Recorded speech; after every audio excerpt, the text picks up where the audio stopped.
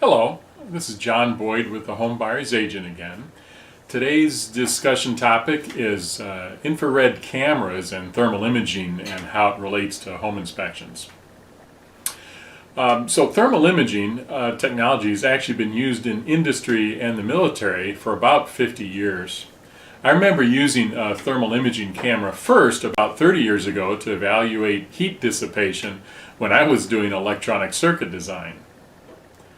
Today, the technology has been miniaturized to the point that an adapter can be plugged into a smartphone and can produce thermal imaging photos or videos. As a result, we expect this to become a typical part of inspections in our marketplace sometime relatively soon. Now, some inspectors have already been using these cameras and have for a couple of years, but the idea is that today someone can purchase this technology and the functionality for just a few $100s, and that's the real point of change here. Now, the critically important thing about thermal imaging, in our view, is understanding what the screen is actually displaying. And there are courses for home inspectors, and I feel it is important that an inspector has taken some level of training to interpret the results of these infrared technology cameras.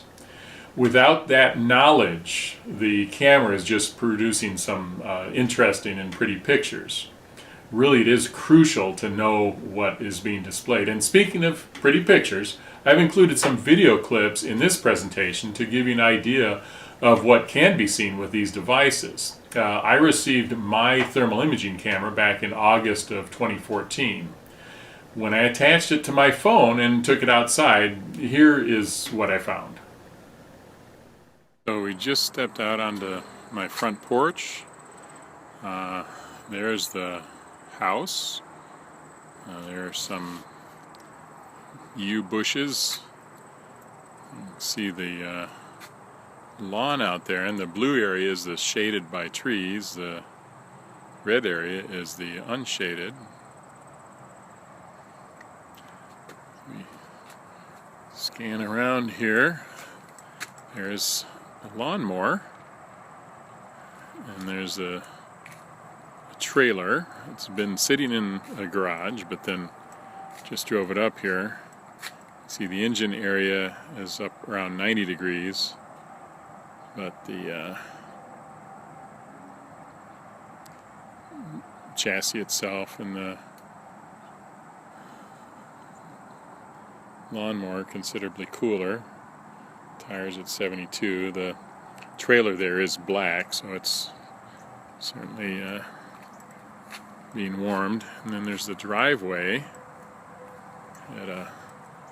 It's an asphalt driveway, 110-ish degrees.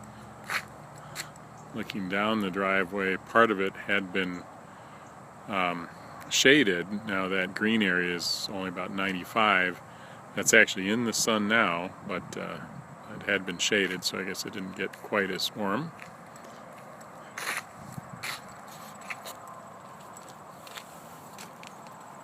And over here, taking a look at the vehicle. It's a dark blue vehicle, so been in the sun, and the sides about 150 degrees there.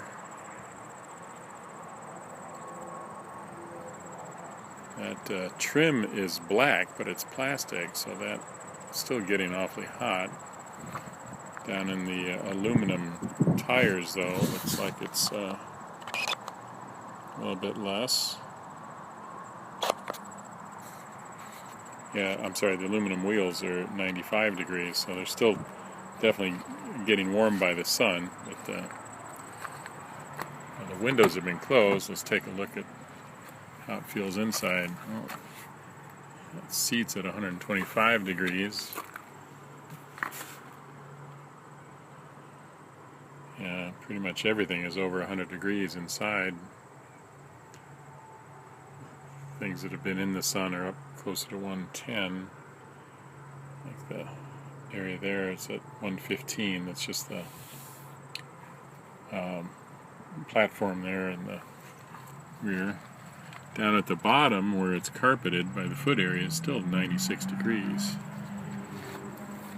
That's pretty hot. Let's see what it looks like in the passenger compartment when we open the door.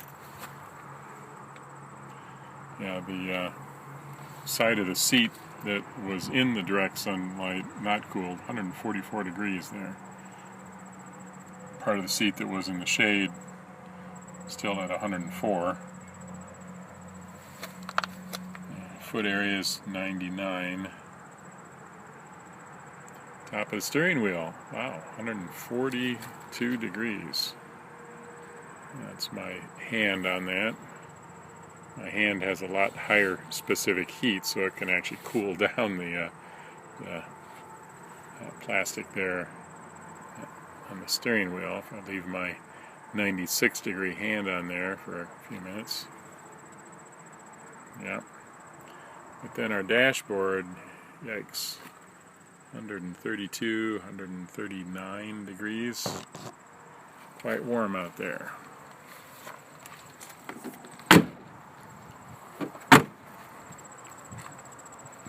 And we'll walk back into the shade of the tree, much closer to our air temperature, which is in the high 60s or low 70s. Here we are in the shade. Okay, this next segment is from an actual home inspection.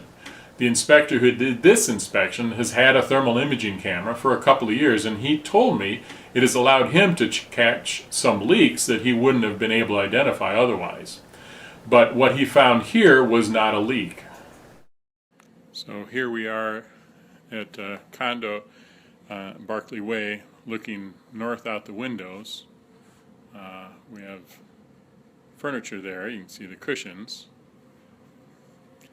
And over there, you can see we have a significant wet area.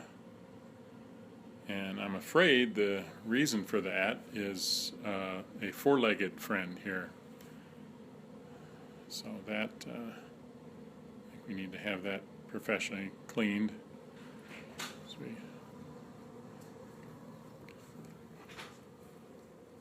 travel into the family room. You can see the fireplace has been on. And there under that table is our four-legged friend. Finally, this last clip is from another inspection where the inspector was able to notice a leak over a window in a condo where he helped a couple, where we were helping a couple buy a house. Now the inspector found it and checked it first with his moisture meter, then I confirmed it with the thermal imaging camera. Here we are in the study. This is the south-facing window. Above the window you see the dark area there that is cooler, and it actually tests moist with the moisture meter. So there is a leak probably from the windows above or the flashings getting into that area. So this really is an exciting new technology in my view. But again, remember, it'll take some training to interpret the output of a thermal imaging camera, and you'll want to rely on your home inspector for that. This is John Boyd with the Home Buyer's Agent of Ann Arbor.